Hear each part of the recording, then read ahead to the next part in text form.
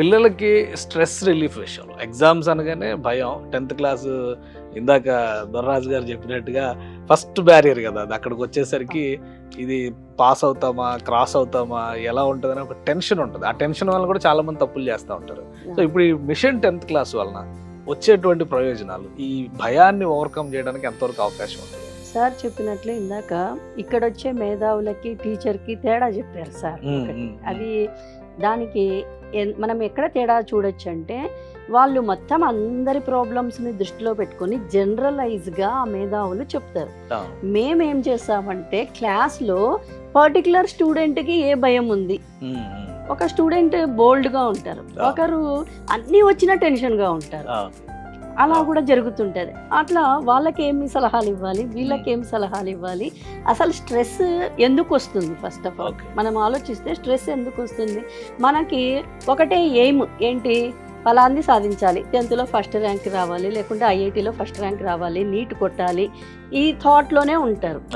Neat కొట్టాలి లేదా IIT కొట్టాలి లేదా 10th ఫస్ట్ రావాలంటే నువ్వు తీసుకున్న ఒక పాఠమో, నువ్వు తీసుకున్న ఒక లెక్కనో, ఒక ఇంగ్లీష్లోనో, ఒక తెలుగులోనో ఒకటి తీసుకుంటే నువ్వు దానిపైన కాన్సన్ట్రేట్ చేసి అది నేను సాధించగలుగుతున్నానా లేదా, అది నాకు వస్తుందా లేదా, ఆ ప్రాబ్లం చేస్తుంటే ఆ ప్రాబ్లం గురించి నువ్వు థింక్ చేయాలి, పదే థింక్ చేయాలి. 10 సార్లు అట్లా థింక్ చేసేది నీ మైండ్కి అలవాటు అయింది అనుకోండి, చదువు పైన కాన్సన్ట్రేట్ పోతుంది, ఇక్కడ మార్కుల పైన పోతుంది.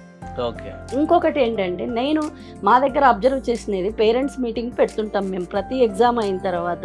పేరెంట్స్కి మేము పిల్లలు రాసిన ఆన్సర్ స్క్రిప్ట్స్ ఇస్తాం, తర్వాత ప్రోగ్రెస్ కార్డ్స్ ఇస్తాం. ప్రతి పేరెంట్ మెజారిటీ వాళ్ళు చేసే తప్పు ఏంటంటే, ప్రోగ్రెస్ కార్డ్ చూసుకొని ఎంత ర్యాంక్ వచ్చింది, దేంట్లో ఎన్ని మార్కులు వచ్చినాయి చూస్తారు. నేను చెప్తాను వాళ్ళకి, మీరు ఆన్సర్ స్క్రిప్ట్ తీయండి. అది చూస్తే వాడి రాత, వాడికి టెన్షన్ పడినాడా, లేకపోతే కేర్లెస్గా ఉన్నాడా. ఇప్పుడు డివిఆర్ సార్ ఒకటి చెప్పేవాళ్ళు, ఒక లెక్క తప్పు చేసినారంటే వాడు ఫార్ములా తప్పు చేసినాడా, క్యాలిక్యులేషన్ తప్పు చేసినాడా, వాడికి అసలు రీజనింగే రాదా, లాజిక్ థింకింగ్ లేదా అనేది ఇన్ని క్రైటీరియా ఉంటాయి. అవన్నీ కూడా దృష్టిలో పెట్టుకొని ఎక్కడ గైడెన్స్ ఇవ్వాలి అని మీరు టీచర్గా మీరు అది చూసుకోవాలి అని చెప్పేసేసి అట్లా మనము కరెక్ట్ చేసుకుంటూ రావాలి. ఇప్పుడు 10th మనం వాల్యూ చేస్తాం కాబట్టి దానికి వాల్యూకి విలువ ఇస్తున్నాం.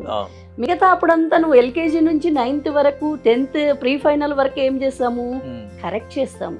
ఆ కరెక్ట్ని కరెక్ట్గా చేస్తే గన వాల్యూ అనేది ఆటోమేటిక్గా పెరిగిపోతుంది.